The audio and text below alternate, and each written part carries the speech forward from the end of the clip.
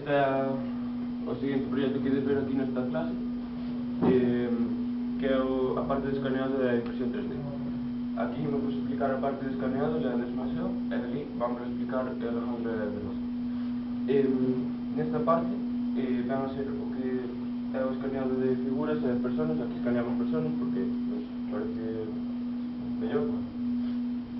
Utilizamos basicamente dos cousas: aquele escáner, que é un Kinect e un Xbox, e o ordenador con este programa que se chama Scanner.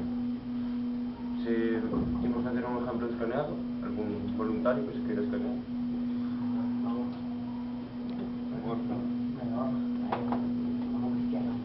Ou calquera, máis sempre hai voluntarios. A ver, aí deu que para proteger a prova. A ver,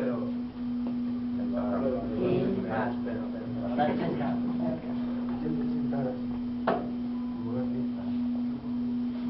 Iso é para mirar verte moito,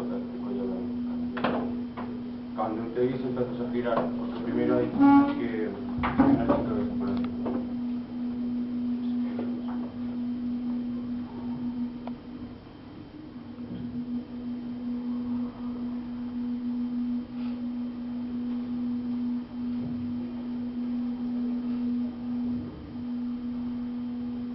Ahora mismo empezamos escaneando a cabeza porque senón as primeiras figuras que fixamos non facíamos e sempre quedaba un burato grande na cabeza, quedaba una.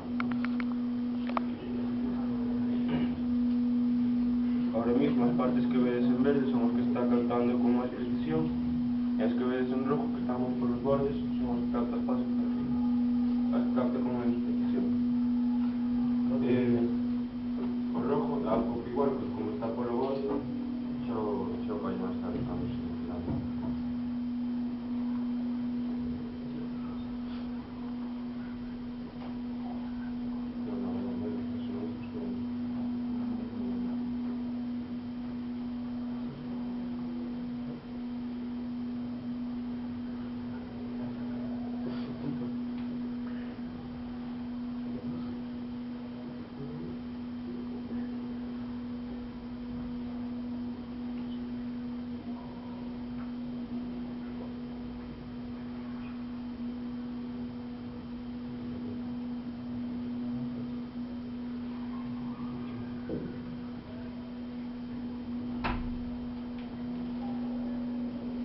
Como estabas, volves a parar, ya está así.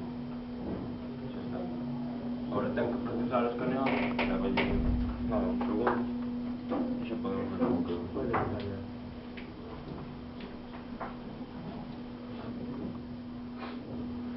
Temos que colocalo para poder verlo de frente. Este programa de transcripción.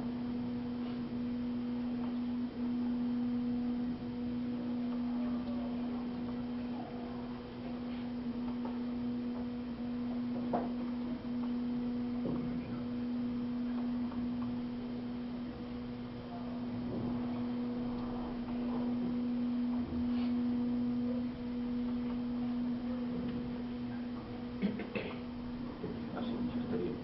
E así quedaría a figura. Quedou bastante ben, bastante precisa. Ves bastante que é ele. E agora então teríamos que, para levar a máquina, para corregir imprecisións, teríamos que rellenar os huecos que quedan libres. Aquí quedaron bastante poucos porque Franco fixo bastante ben, girou bastante despacio. Temos que rellenar os huecos que quedan libres para que a impresión quede máis liso, máis correcto. Bueno, mentre se rellenan aquí os huecos, xa está. Así sería o final, que aquí casi non se notou. As figuras quedan moi mal, notase bastante. Ahora, a partir deste archivo, sacaríamolo, non vou facer porque o ordenador a veces non funciona moi ben, e pasámoslo ao seguinte programa. O seguinte programa chamase Repetiar. Aquí xa temos a figura dun compañeiro, que é Estefan, non sei se conocedes, que se escaneou. E a partir do archivo anterior quedaría así. Estas líneas negras que vedes aquí sería o recorrido todo que ten a impresora. Entonces esta peza estaría moi grande. En este programa utilizámoslo para escalarla a 0,15 normalmente. Se podemos facer algo máis grandes, facémoslas máis grandes ou máis pequenas, depende do que sea. E laminámola. Laminámola aquí, en esta opción do programa, que se chama slicer. Este sería xa o último paso antes de pasarla para a impresora 3D. Sería laminala, sacar o archivo, meterlo nunha tarjeta SD e levarlo para a impresora. Ahora ides por ali e xa vos acaban de explicar os meus compañeros como funcionan as impresoras.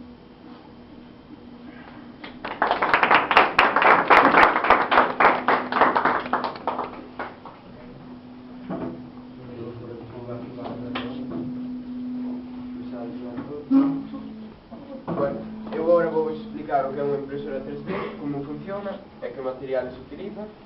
Entón, que é unha impresora 3D? Unha impresora 3D é unha máquina que é capaz de reproducir fielmente unha figura que temos en 3 dimensións no ordenador. Neste caso, teño de exemplo unha roda, que esa está impresa, que é esta de aquí. Entón, temos un programa que xa vos enseñou o meu compañero, que se chama Repetier. Entón, pasámoslo polo slicer para prepararlo para a impresora e quedemos este resultado de aquí. O que fai o slicer é dividir unha figura que está en 3 dimensións en múltiples capas que vai facer a impresora. Iso vese moi ben aquí, se eu poño, fixaros, sería a primeira capa da roda e iría subindo pouco a pouco hasta chegar ao que vendría sendo a roda final. Iso vese moi ben, neste caso, que teño o que ven sendo a primeira capa deste silbato que xa o fixemos. Entón, unha vez que está xa feita a figura e preparada para imprimir, temos que imprimila. Como funciona unha impresora 3D? A impresora 3D move este aparello de aquí por 3 eixes.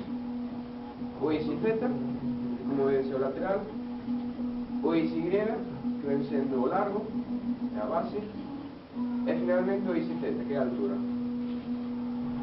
E mentre se está movendo continuamente por estes 3 eixes, está botando plástico que se pega a base e dá lugar ao que ven sendo a figura. Por exemplo, se fose o silbato, estaría botando continuamente unha capa encima da outra.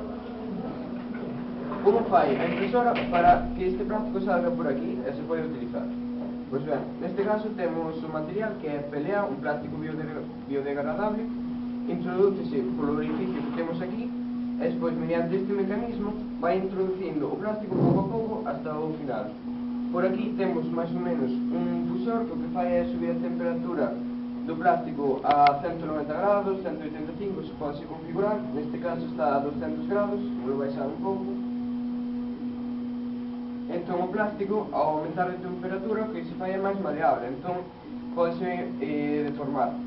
E sigue baixando pola forza deste mecanismo, chega hasta aquí, hasta o extrusor, onde no final ten unha boquilla moi fina, de 0,4 mm aproximadamente, e o plástico que sale pasa de ser este grosor a un fío moi fino.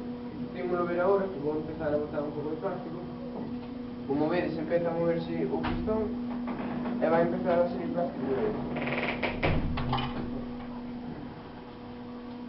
Como vedes, se comparamos o grosor dos dos plásticos, este é moito máis fino. Este plástico, cando salga, vai estar a boquilla moi próxima á base e vai se quedar pegado. Como se fai para que o plástico quede ben pegado e non se despegue durante a impresión? Podes utilizar varios métodos. Neste caso, nesta impresora, utilízase tinta de carrocer, que unha vez que se quede pegada a figura simplemente hai que despegar. Tamén se pode utilizar o método da cama quente, que é esta parte roja que temos aquí, ou a parte negra da outra impresora. Neste caso, esta non funciona, pero é así. E o que fai a cama quente é subir a temperatura da base, que en vez de estar fría, pois está máis ou menos a uns 50 grados, 60 grados, podese modificar. Entón o plástico que sale, en vez de arrefriarse, solidificarse e separarse, sigue estando algo quente, entón non se chega a despegar da base. E senón, outro método que utilizamos é unha laca. Esta é unha laca especial para impresoras 3D, que é moi parecida á laca de PEB, só lle quitan algúns aditivos que, por exemplo, son os que lle dá olor. Entón, antes de que empezase a imprimir, rociaríamos o que é a base un pouco de laca, e o plástico ao salir entra en contacto coa laca, e a laca endurece o plástico e queda ben pegada á base.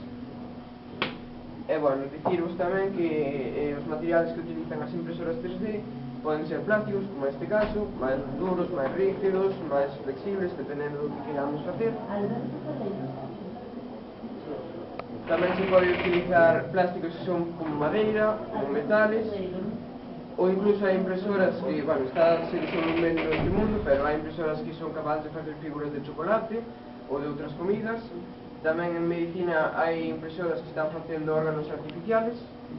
Ou tamén que en algunhas zonas do mundo utilizan impresoras gigantescas para facer casas, as que poden vivir persoas. E agora pasade con o meu compañero Alejandro, que vos vai enseñar unhas pezas e unha demostración da impresora. Esta impresora de aquí ten o mesmo funcionamento, máis ou menos, que esa que vos explicou Andrés, só que esta, en vez de ter que andala controlando nós polo ordenador, xa ten aquí, metemos o archivo nunha tarjeta SD, e o microchip que ten aquí procesa o archivo e vai facendo capa a capa, botando plástico quente, como xa explicaron os nosos compañeiros, co slicer e todo eso. Esta de aquí é un pouco mellor que esa é comprada, esa é feita aquí fai uns anos.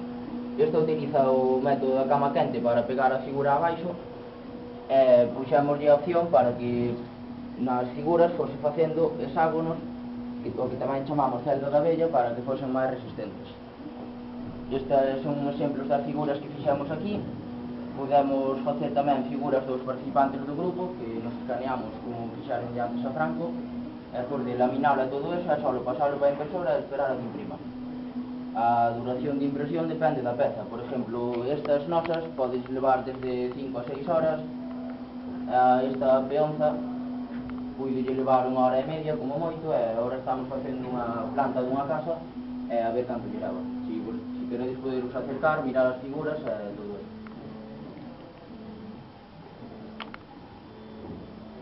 Bueno, se nos que casa un pouco sobre aquí.